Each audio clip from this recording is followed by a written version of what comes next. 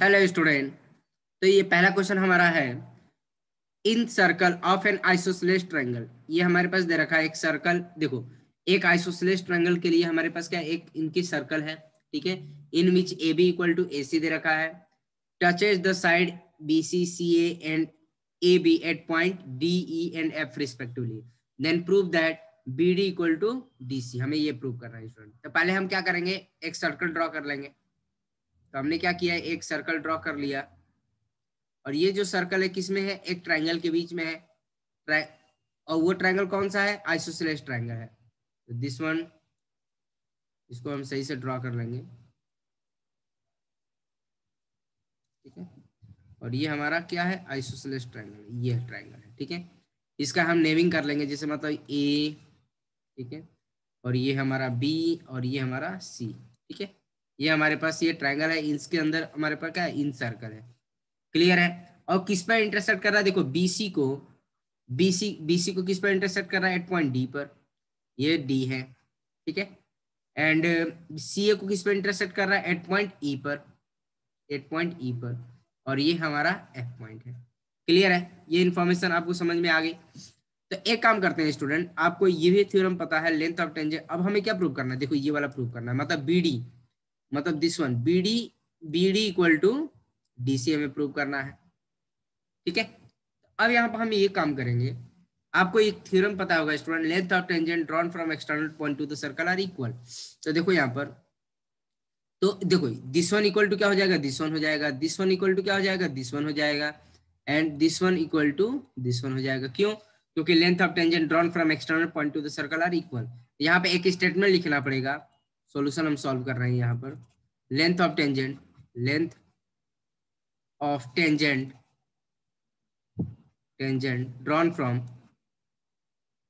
drawn from an external point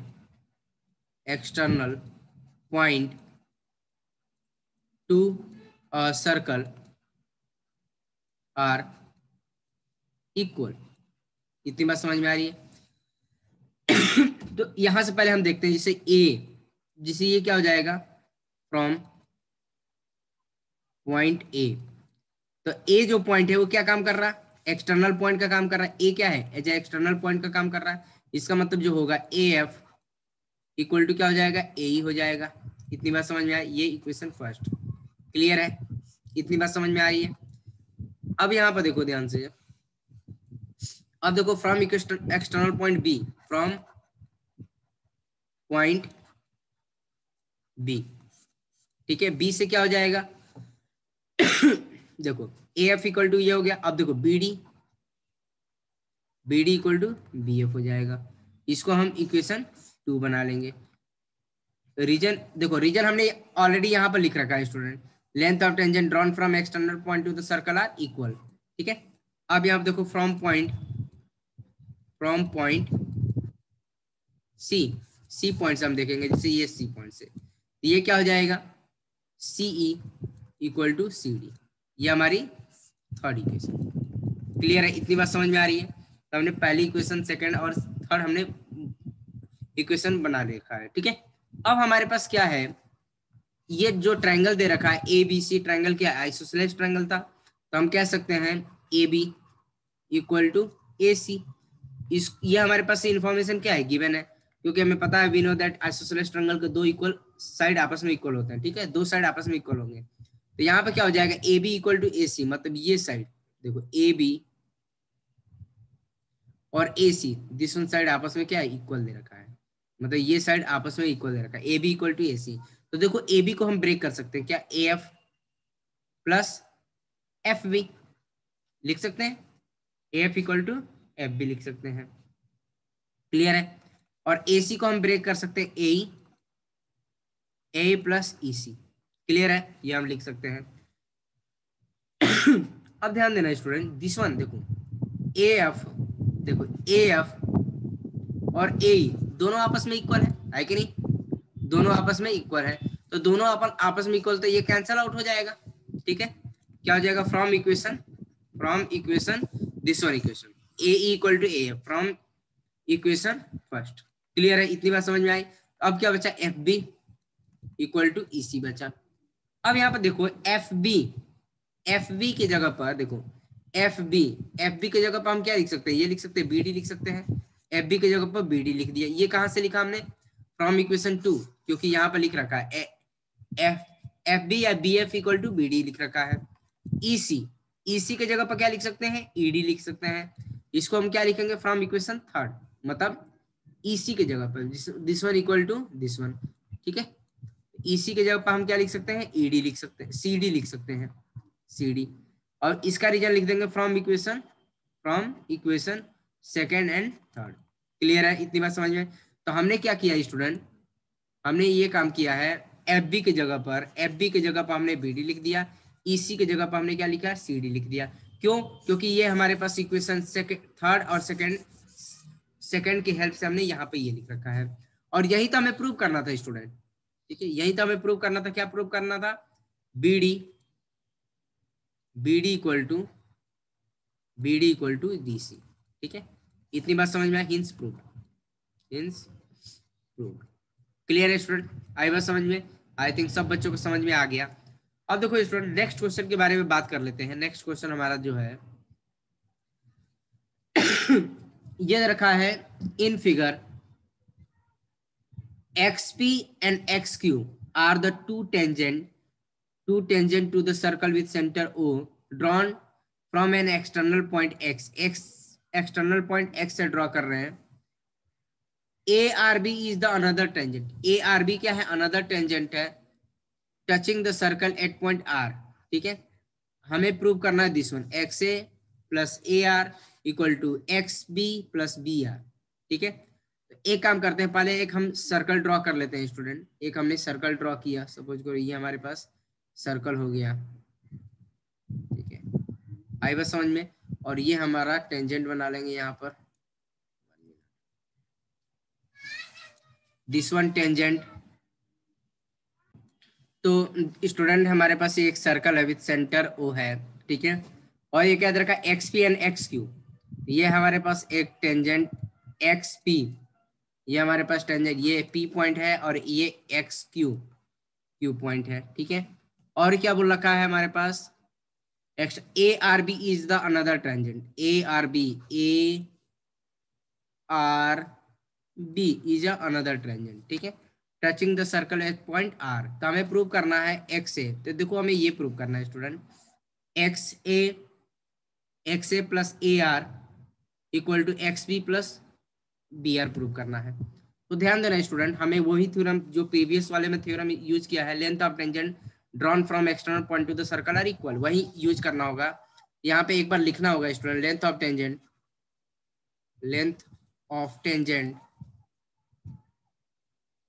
drawn from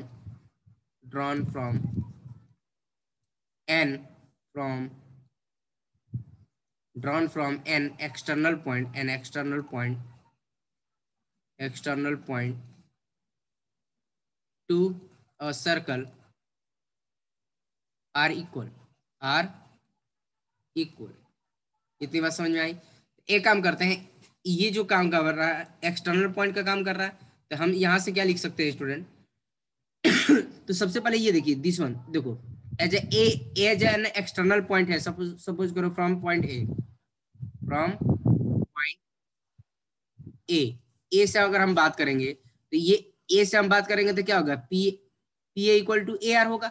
इतनी बात समझ में आई, मतलब AP इक्वल टू AR हो जाएगा।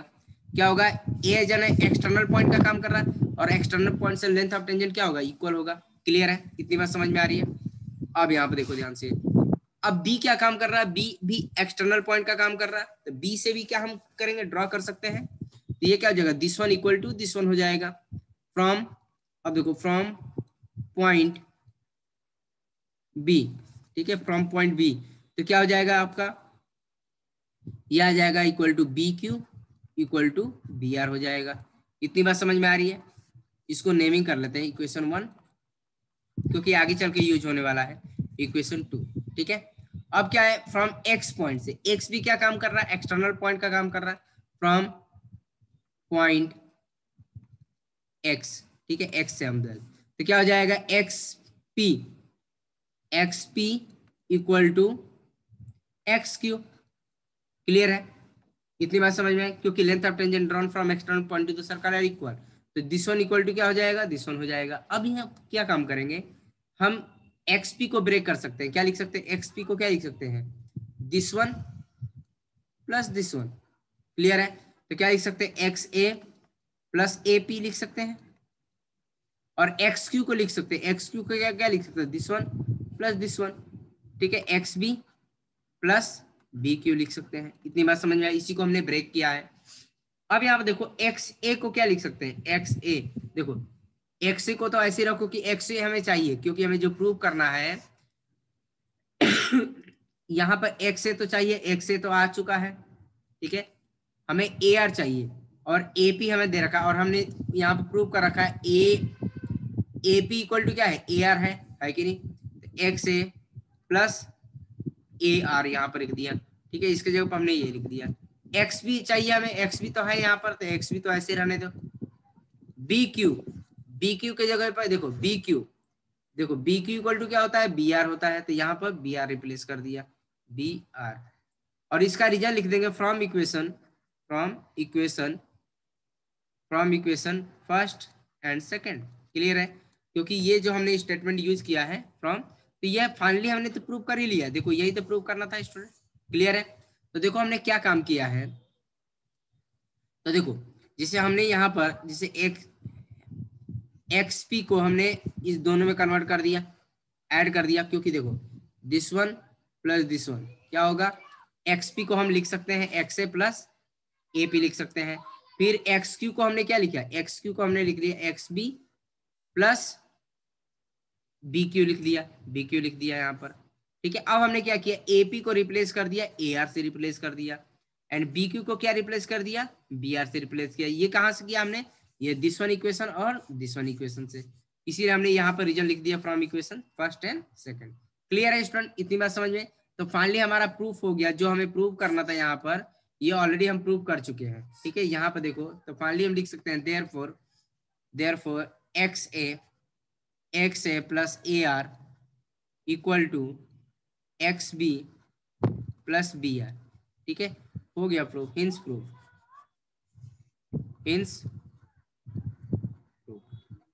इतनी बात समझ में आ रही है स्टूडेंट? क्लियर है? आई थिंक सब बच्चों को समझ में आ गया।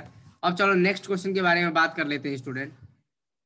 ठीक है, नेक्स्ट क्वेश्चन के बारे में बात कर लेते हैं। तो ये हमारा थर्ड क्वेश्चन है। तो देखो स्टूडेंट कैसे सॉल्व करना है। In the given figure circle inscribe the triangle A B C touch the A B B C C A C at point D E and F. ठीक है, मतलब जो ए सी साइड टच कर रहा है सर्कल को, किस पर कर रहा है, एफ पर कर रहा है।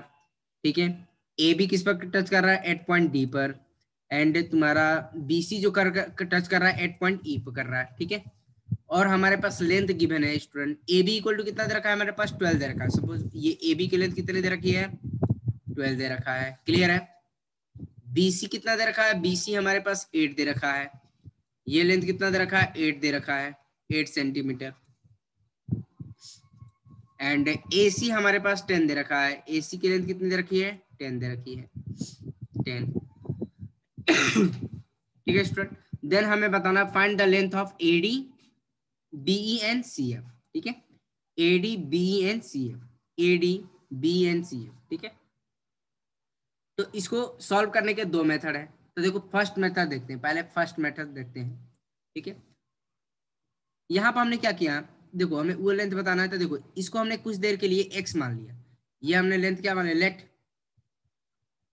लेट सी एफ हमारे पास एक एंड सीई हमने क्या मान लिया, एक्स मान लिया। ठीक है, तो जो ये लेंथ होगा ये भी वही होगा, एक्स होगा। क्लियर है? तो अब यहाँ पर देखो ध्यान से, तो जो ये हमारे पास क्या हो गया, एक्स हो गया, तो ये लेंथ कितना हो जाएगा, ये हमारा हो जाएगा 10 माइनस एक्स हो जाएगा। क्यों होगा, क्योंकि ये देखिए ये पूरी लेंथ कितनी है हमारे पास, ये पूरी लेंथ हमारे पास कितनी है, 10 है, और ये एक्स हो चुका है, तो क्या हो जाएगा, 10 माइनस एक्स हो जाएगा। क्लियर है? तो ये भी कितना होगा हमारे पास, 10 माइनस एक्स ही हो जाएगा, क्योंकि ये देखिए this one equal to this one होगा, ये भी 10 माइनस एक्स हो जाएगा। क्लियर है? इतनी बात समझ में आ रही है? अब हम क्या काम करेंगे, इसको हमने एक्स माना है, तो ये कितना हो जाएगा, 8 माइनस एक्स हो जाएगा, 8 माइनस एक्स। ठीक है, ये लेंथ कितना हो जाएगा 8 माइनस एक्स, तो ये भी कितना होगा 8 माइनस एक्स हो जाएगा, 8 माइनस एक्स। इतनी बात समझ में? क्यों? क्योंकि length of tangent drawn from external point to the circle are equal. तो अब यहाँ पे देखो स्टूडेंट, AC इक्वल टू क्या हो जाएगा, AC हमारे पास कितना है 12 सेंटीमीटर है।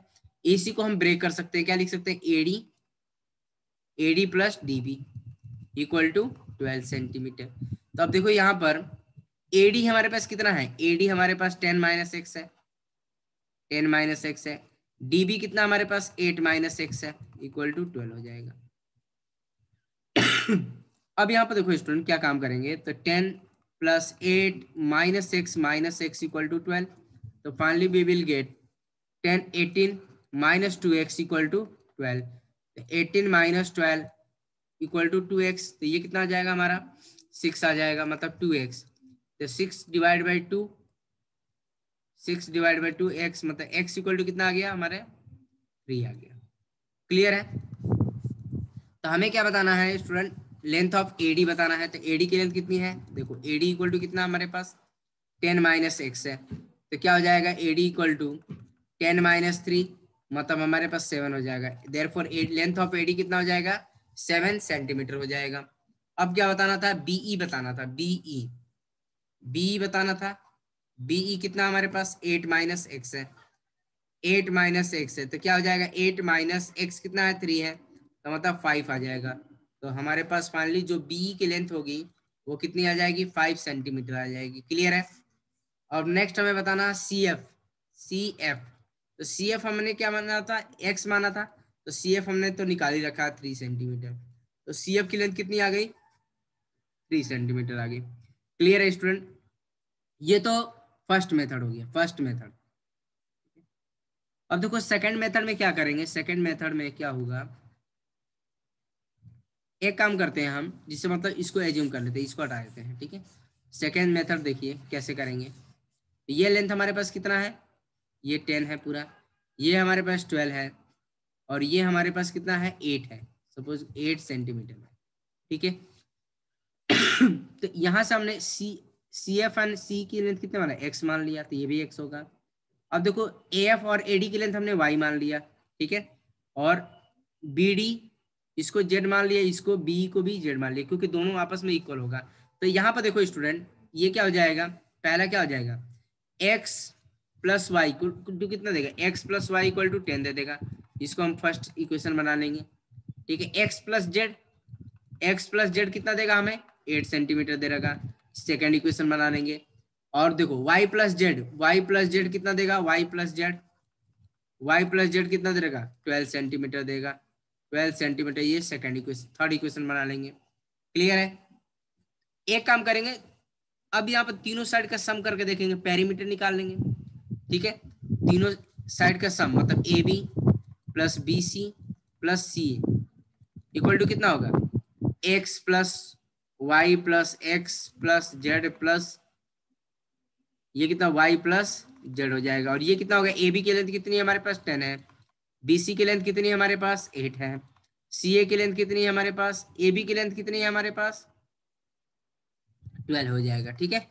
और ये क्या होगा, twice of x plus Y plus Z हो जाएगा। इतनी बात समझ में आ रही है student?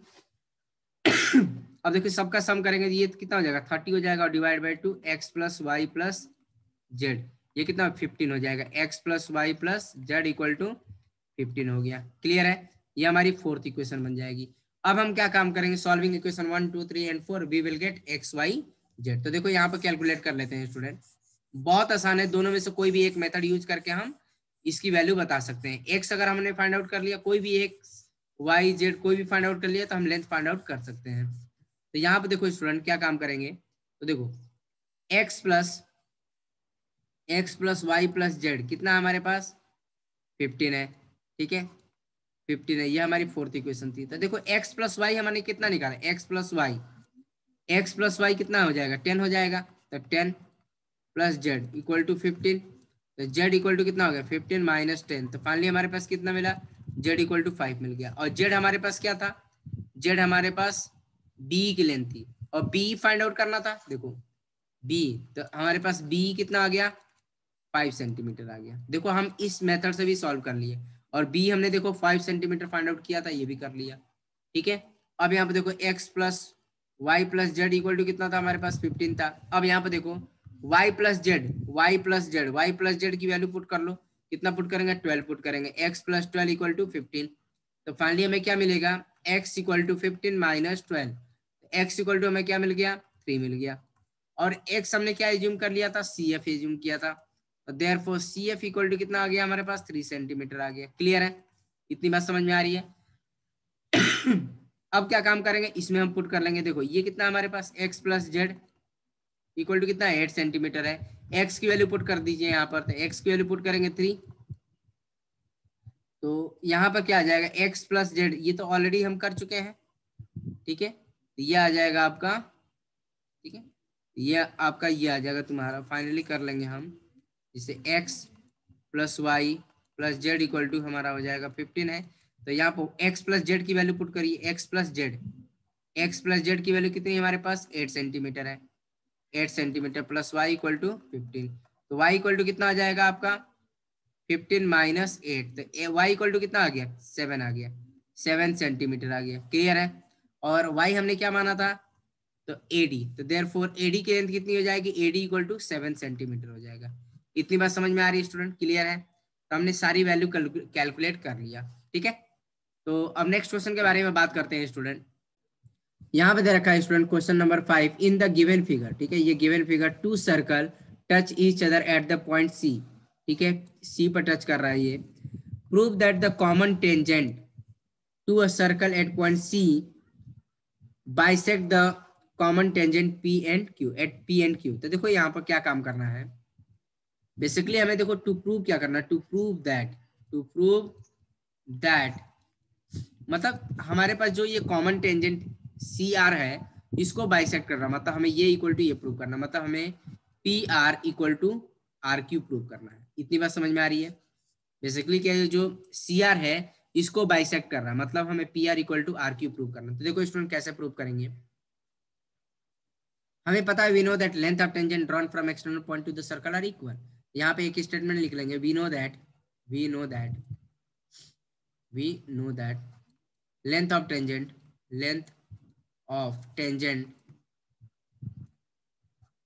drawn from an external point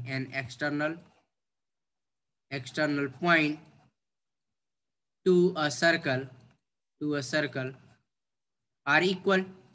clear है, इक्वल। तो यहाँ पर ध्यान दीजिए स्टूडेंट, मतलब आर जो क्या काम कर रहा है फॉर सर्कल ए के लिए विथ सेंटर ए, या जो एक्सटर्नल पॉइंट का काम कर रहा है, तो मतलब this one equal to this one होगा। क्लियर है। तो from point R, from point R, और कौन से सर्कल के लिए विथ सेंटर, ठीक है, सेंटर ए। ठीक है, पॉइंट फॉर सर्कल ए। तो यहाँ पे देखो इसके लिए हमें क्या हो जाएगा R P equal to R C हो जाएगा। क्लियर है, इसको हमने इक्वेशन 1 मान लिया। ठीक है, फॉर यहाँ पे लिखते हैं फॉर सर्कल विथ सेंटर ए। ठीक है, इसके लिए हमने देखा। फिर दूसरा केस क्या किया for circle with centre B. ठीक है, इसके लिए अब हम बात करेंगे सेम पॉइंट से, आर पॉइंट से हम बात करेंगे। तो क्या हो जाएगा R Q equal to R C हो जाएगा। रीजन क्या है length of tangent drawn from external point to the circle are equal. ये हमारी सेकंड इक्वेशन। अब यहाँ पर ध्यान दीजिए स्टूडेंट, देखो यहाँ पर भी इक्वल टू आया R C equal to R P आया, और यहाँ पे भी आर सी इक्वल टू क्या आया आर क्यू आया। तो हम कह सकते हैं फ्रॉम इक्वेशन 1 एंड 2 से, फ्रॉम इक्वेशन 1 एंड 2, तो क्या हो जाएगा R Q equal to R P हो जाएगा। क्लियर है। इतनी बात समझ में आई। ठीक है, ये क्या हमें प्रूव कर रहा है आर क्यू इक्वल टू, हमने देखो आर क्यू इक्वल टू हमने आर पी प्रूव कर लिया। तो ये हमें क्या प्रूव कर रहा है this prove that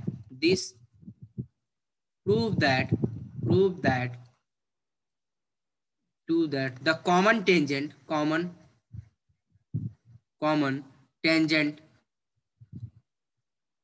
to the circle